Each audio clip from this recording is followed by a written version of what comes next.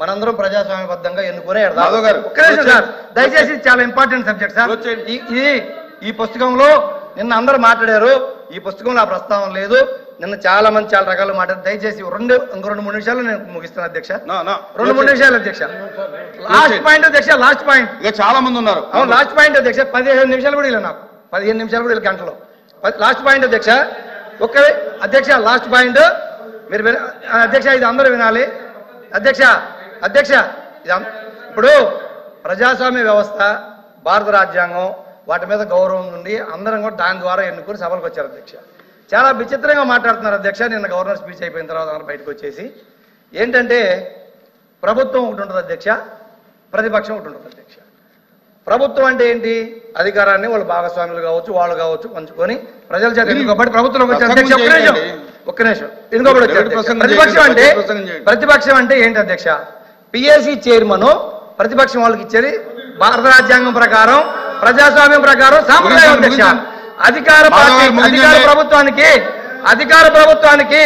అధికారంలో భాగస్వామ్యులుగా ఉన్న వాళ్ళకి, మంత్రులుగా, డిప్యూటీ సీఎంలుగా ఈ సభలో ఉన్న వాళ్ళకి ఎలా పిఎస్సి ఇస్తారు? ఎలా పిఎస్సి ఇస్తారు? ప్రతిపక్షం ఏది అధ్యక్ష? లేదనుకోండి, వాళ్ళే ప్రతిపక్షం రావాలనుకుంటే వాళ్ళు రాజీనామాలు చేసి మంత్రులు, డిప్యూటీ సీఎంలు వచ్చేయండి. అంతేగాని ఇలా ఎవరి నోటికొచ్చిన మాట్లాడి ఈ రోజు గవర్నర్ ప్రసంగంలో రాష్ట్రానికి సంబంధించింది ఏదీ లేదు. ఇంకొక విషయం అధ్యక్ష, గత ప్రభుత్వం అన్నారు వడ్డీలు కడుతున్నామన్నారు. గత ప్రభుత్వం వడ్డీలు కడుతుంది వాళ్ళు చేసిన అప్పులకి, మేము చేసిన అప్పులకి, మేము కట్టే వాళ్ళు చేసిన అప్పులకి 3.5 లక్షల కోట్ల అప్పు 19 నాటికి ఉంటే 1 లక్ష కోట్ల బాకీలు పెట్టిపోతే ఆ బాకీలు 19-24 మధ్యలో జగన్మోహన్ రెడ్డి ప్రభుత్వం తీర్చింది. ఆ 3.5 లక్షల కోట్లకి మేము వడ్డీ కట్టే 5 ఏళ్ళు. మంత్రి గారు, హోమ్ మినిస్టర్ గారు అయిపోయింది, కూర్చోండి. అధ్యక్ష, ఇందాక లోపి గారు కూడా చెప్తూ ఇది గవర్నర్ గారు. కూర్చోండి మాధవ్ గారు కూర్చోండి. హోమ్ మినిస్టర్ గారు. అధ్యక్ష, ఇక్కడ ఒక 2 విషయాలు అధ్యక్ష. అంటే గవర్నర్ గారి స్పీచ్ కి సంబంధించి ధన్యవాదాలు తెలిపే తీర్మానంలో ఏదైనా సభ్యులు సత్యదూరం క్షమించండి అధ్యక్ష, సత్యదూరానికి సంబంధించిన అంశాలు చెప్పినప్పుడు కంపల్సరీగా మేము చెప్పాల్సిన బాధ్యత ఉంది. కంపల్సరీగా రిప్లైలో ఎవరైతే మంత్రి గారు చెప్తారో వాళ్ళందరూ కూడా చెప్తారు అధ్యక్ష. ఇప్పుడు మన సభ్యులు మాట్లాడినప్పుడు ప్రతిపక్ష హోదా గురించి మాట్లాడారు అధ్యక్ష. ఎందుకు ఈ సభలో మాట్లాడుతున్నానంటే ఆయన ఈ సభలో ఎత్తారు కాబట్టి విషయం చెప్పాలి అధ్యక్ష. ప్రతిపక్ష హోదా రావటానికి వాళ్ళకున్న సభ్యులు సరిపోతారని వాళ్ళకు వచ్చిన రూల్ బుక్ లో అధ్యక్ష చెప్పాలి. ప్రతిపక్షం గురించి అంత గట్టిగా మాట్లాడుతూ నిన్న గవర్నర్ గారి ప్రసంగంలో తమరు ఉన్నారు అధ్యక్ష.